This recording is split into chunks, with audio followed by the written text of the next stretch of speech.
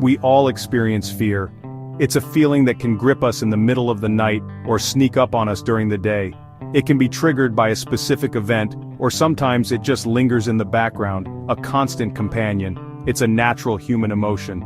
Our hearts race, our palms sweat, and our minds start to imagine the worst-case scenarios. This is our body's way of protecting us, of preparing us for what it perceives as danger. Doubt, too, is a frequent visitor in our minds. It creeps in when we least expect it, making us question our decisions, our abilities, and even our worth. It can be paralyzing, stopping us in our tracks and making us second-guess every move we make. These feelings are part of the human experience. They are universal, affecting everyone at some point in their lives. No one is immune to fear and doubt, no matter how confident or successful they may seem on the outside. We shouldn't be ashamed of them.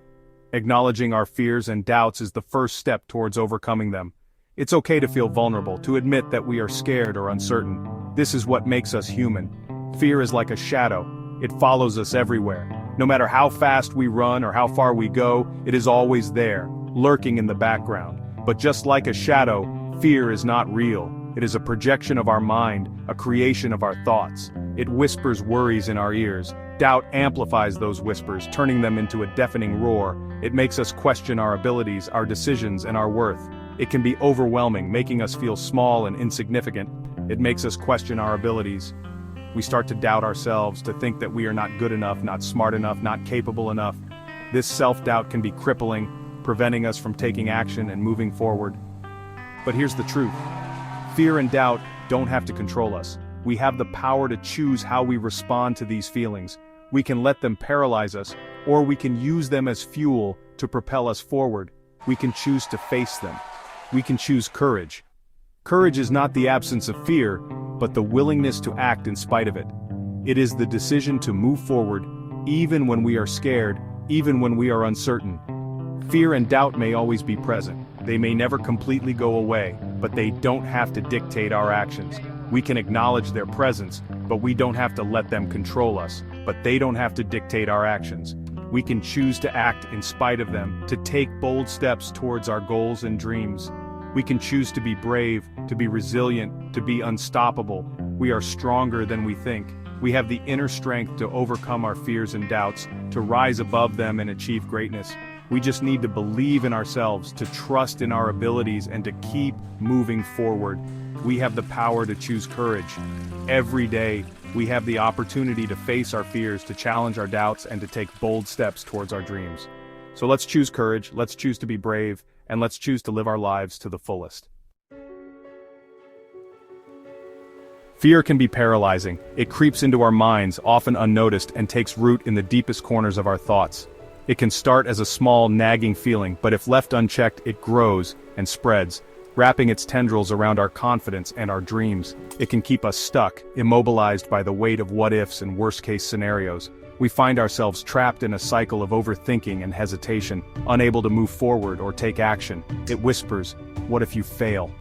These whispers can be relentless, echoing in our minds and making us second-guess every decision. They create a sense of impending doom, making even the smallest tasks seem insurmountable.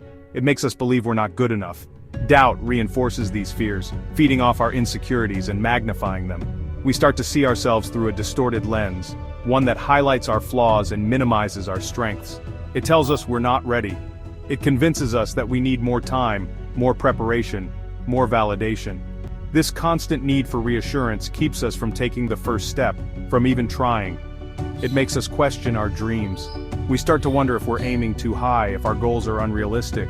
The dreams that once filled us with excitement now seem like distant, unattainable fantasies. Fear and doubt together can create a prison. This prison is not made of physical walls, but of mental barriers. It's a place where our potential is stifled, where our aspirations are suffocated. They trap us in inaction and insecurity. We become prisoners of our own minds, held back by the very thoughts that should propel us forward. The shadows of fear loom large, casting a pall over our every move. This prison is built on our own perceptions. It's constructed from the stories we tell ourselves, the negative narratives that play on a loop in our heads. These perceptions shape our reality, dictating what we believe we can and cannot do. it's maintained by our negative self-talk. The words we use to describe ourselves, the labels we assign to our abilities, all contribute to the strength of this prison. Each negative thought is like a brick, adding to the walls that confine us. We convince ourselves that we can't. We tell ourselves that we're not capable, that we're not deserving of success. This self-doubt becomes a self-fulfilling prophecy, limiting our potential and keeping us from reaching our goals. We tell ourselves we're not worthy. We internalize rejection and failure, allowing them to define our self-worth. This belief in our unworthiness becomes a barrier to our growth, preventing us from pursuing opportunities and taking risks.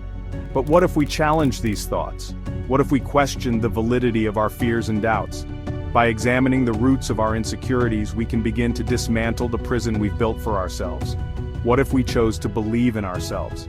What if we replaced our negative self-talk with positive affirmations? By shifting our mindset, we can transform our perceptions and open up new possibilities. What if we broke free from the grip of fear and doubt? Imagine the freedom that comes with believing in our own potential, the liberation that comes from embracing our strengths and pursuing our dreams with confidence. The power to break free lies within us.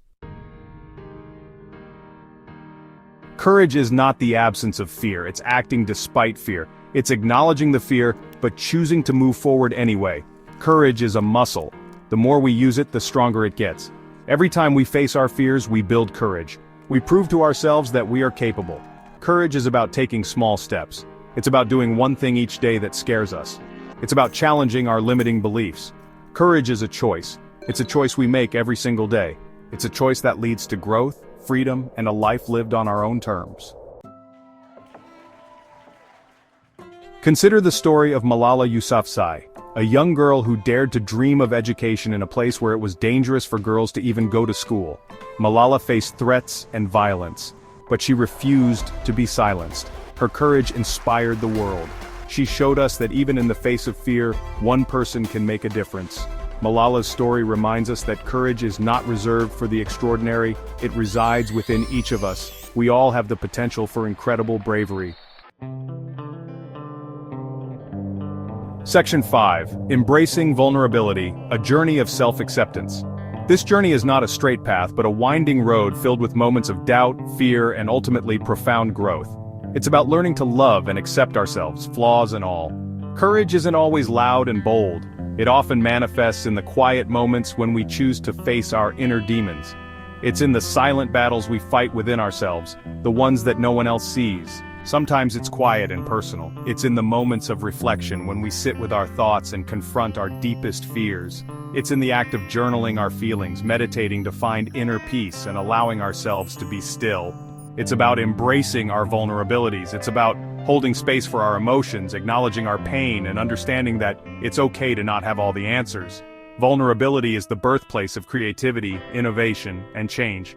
It's about being honest with ourselves about our fears and insecurities, looking in the mirror and accepting the person staring back at us. It's about seeking help when we need it, whether through therapy, talking to a friend, or simply allowing ourselves to feel. Brené Brown, a researcher on courage and vulnerability, says, "Vulnerability is not weakness, it's our greatest measure of courage." Her work teaches us that by embracing our vulnerabilities, we can lead more authentic and fulfilling lives. When we allow ourselves to be vulnerable, we open ourselves up to connection, growth, and authenticity. We create deeper bonds with those around us, fostering relationships built on trust and mutual understanding. Embracing vulnerability allows us to live more fully. It gives us the freedom to express our true selves, to dance like no one is watching, and to celebrate our victories no matter how small. It allows us to connect with others on a deeper level. By sharing our stories and experiences, we find common ground and build a sense of community. We realize that we are not alone in our struggles. It allows us to show up in the world as our true selves, to walk with confidence, smile with genuine joy, and stand tall, knowing that we are enough just as we are. This is the power of embracing vulnerability on our journey of self-acceptance.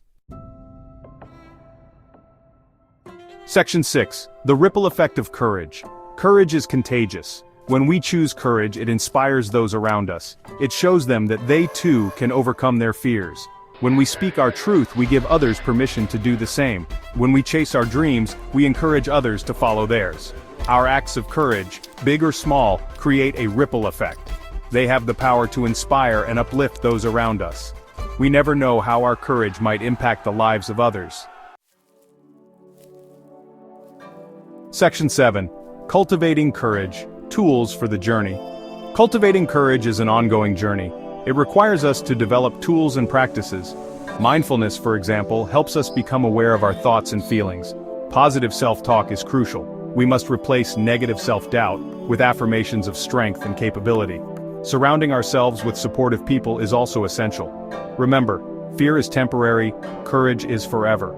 This quote reminds us that fear is fleeting, but the strength we gain from facing it lasts a lifetime. Section 8. Stepping out of your comfort zone. Growth happens outside our comfort zones. Every time we step outside of what's familiar, we build courage. It might be trying something new, speaking up for ourselves, or pursuing a long-held dream. Each step outside our comfort zone is a victory. It's a reminder that we are capable of more than we think. It's a step towards living a more fulfilling and authentic life. Remember, courage is not about being fearless. It's about acting despite fear. It's about choosing to live a life true to ourselves even when it's scary. Section 9. Conclusion. Courage, your constant companion. Courage is not a destination, it's a journey. It's a commitment to showing up as our best selves, even when fear knocks on our door. Remember, you are braver than you think, you are stronger than you believe, and you are capable of achieving incredible things. Choose courage. Choose to live a life filled with purpose and passion. Choose to make a difference in the world. The world needs your light. It needs your courage.